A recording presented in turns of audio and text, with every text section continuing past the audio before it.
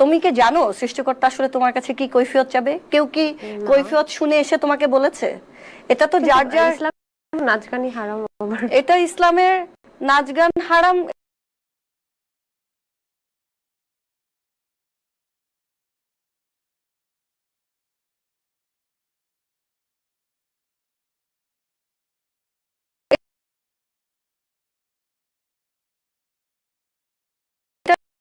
যারা ন্যারেট করে তারা বলে, তুমি নিজে বই পড়ে আমারটা আমাকে বুঝতে দাও।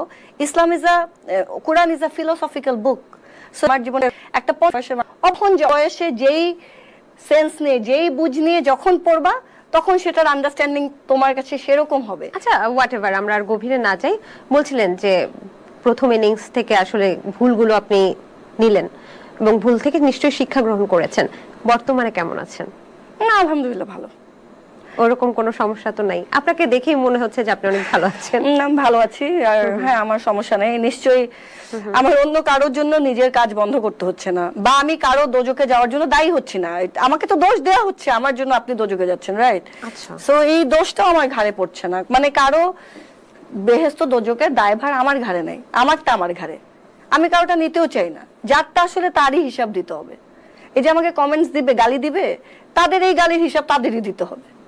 আচ্ছা, অনেকে তো আপনাকে নিয়ে অনেক বিতর্কিত কথাও বলে, তো সেক্ষেত্রে অনেকে প্রশ্ন করেছে, আমি দেখেছি আসলে কমেন্টের মাধ্যমে, যে শুধু কি আপনি নির্যাতিত হয়েছেন নাকি আপনিও নির্যাতন করেছেন?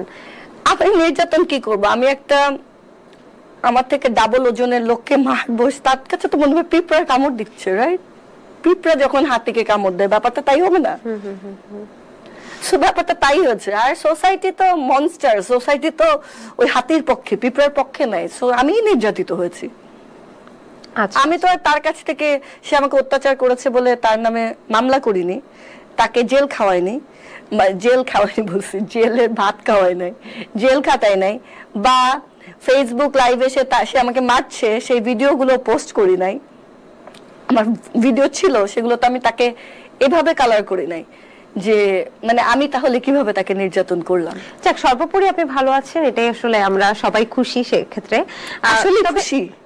আমার ইদানিং কমেন্টস দেখে মনে হয় যে মানুষের ভালোতে খুশি না, যখন যত নেগেটিভ হবে ওরা খুশি। হোয়াটএভার, মানুষ কি ভাবলো সেটার আমরা সেই বিষয়ে না যাই। হ্যাঁ, মানে আমি খুশি থাকতে। এটা তো ব্যর্থতা হতেই পারে। জীবন মানেই যে শুধু সফলতা, একদমই তা না। জীবনে সফলতা থাকবে, ব্যর্থতা থাকবে, তবে জীবনটা একটাই।